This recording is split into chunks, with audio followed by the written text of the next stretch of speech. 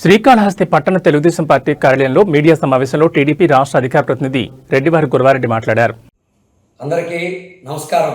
ముఖ్యంగా నిన్నటి దినం పులివెందుల శాసనసభ్యులు మాజీ ముఖ్యమంత్రి వర్యులు మరి జగన్మోహన్ రెడ్డి గారి జన్మదిన సందర్భంగా వారి యొక్క పార్టీ శ్రేణులు ఆ ముసుగులోనే అల్లరి మూకలుగా ఉన్నటువంటి వారి కార్యకర్తలు ఏ విధంగా వ్యవహరించారో మరి మనమంతా కూడా మీడియాలో పత్రికలో చూడడం జరిగింది. వారు ప్రవర్తించిన తీరుని, వారు వ్యవహరించినటువంటి విధానాన్ని, వారు పొట్టేళ్లని గొర్రెల్ని ఎక్కడికెక్కడ నరికి రప్ప రప్ప అంటూ రక్తాభిషేకం చేసే విధానాన్ని తీవ్రంగా ఖండిస్తాను.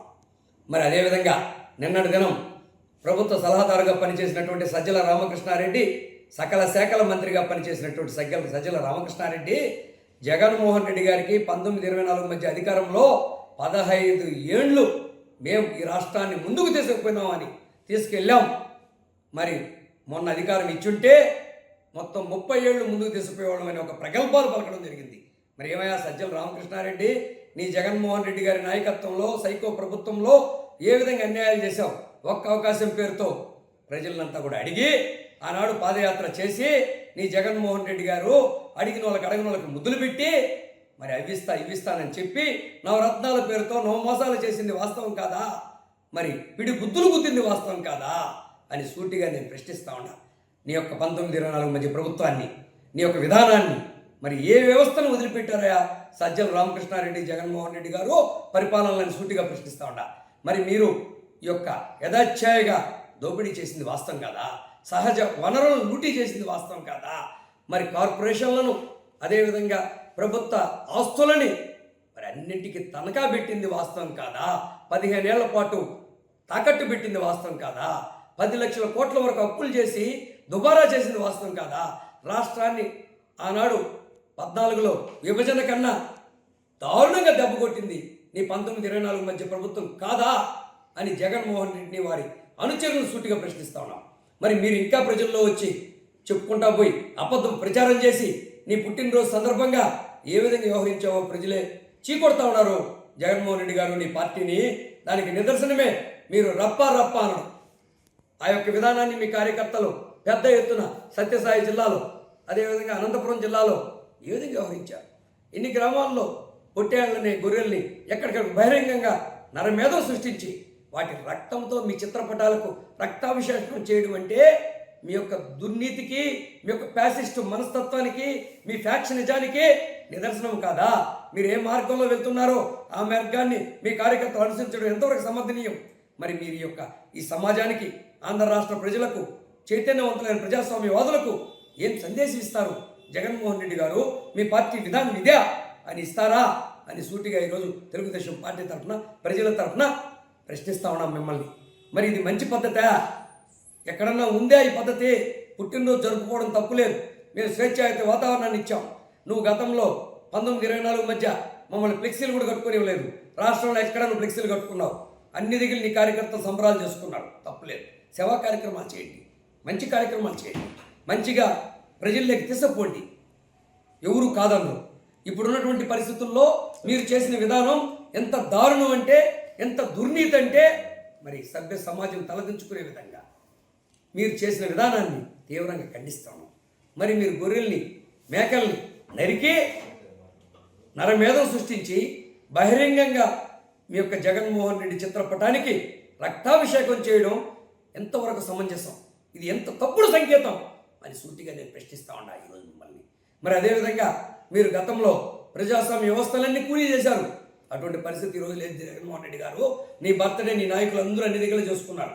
అదేవిధంగా తిరువురు, మరి అక్కడ మీ నాయకులు ప్రభుత్వ ఆసుపత్రికి వెళ్ళి సేవా కార్యక్రమం పేరుతో అక్కడ ఉన్నటువంటి రోగుల్ని ఏ విధంగా ఇబ్బంది పెట్టారు? మరి మనంతా కూడా పత్రికలు, మీడియాలు చూస్తాం. అవన్నీ మంచి పద్ధతే?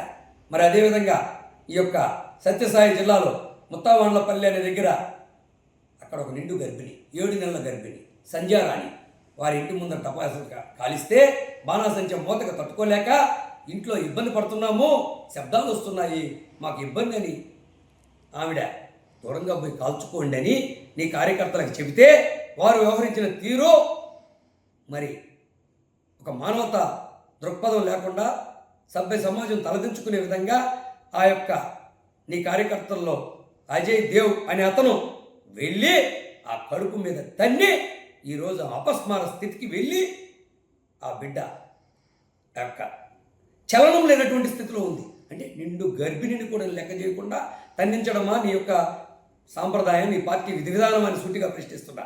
మరి మీ జన్మదినం అందరికీ ఒక ఇబ్బందికరమైన రోజుగా మారిందని జగన్మోహన్ రెడ్డికి తెలియపరుస్తున్నాం. వీటన్నింటి మీద కూడా ఆ యొక్క సంధ్యారాణి ఇష్యూ మీద ఆ యొక్క మహిళా కమిషన్ సుమోటోగా కేసు టేకప్ చేసి చట్టపరంగా చర్యలు తీసుకోవాల్సిందిగా ప్రజల తరఫున డిమాండ్ చేస్తా ఉన్నాం ఈరోజు. అదేవిధంగా ఇవన్నీ కూడా నీకు మంచి పద్ధతి కాదు అని ఈ సందర్భంగా జగన్మోహన్ రెడ్డికి హితవు పలుకుతా ఉన్నాం. ఇవన్నీ ఇష్యూస్ మీద నిన్న మీ జన్మదిన సందర్భంగా జరిగినటువంటి అలజడులు, ఈ అరాచకాలు, ఈ యొక్క రక్తాభిషేకాలు, ఈ యొక్క నీ చిత్రపటానికి రక్తంతో అభిషేకం చేయడం, మరి వీటన్నిటి మీద బహిరంగంగా క్షమాపణ చెప్పాల్సిన పరిస్థితి జగన్మోహన్ రెడ్డికి, వైసీపీ పార్టీకి ఉందని ఈ సందర్భంగా డిమాండ్ చేస్తా ఉన్నాను.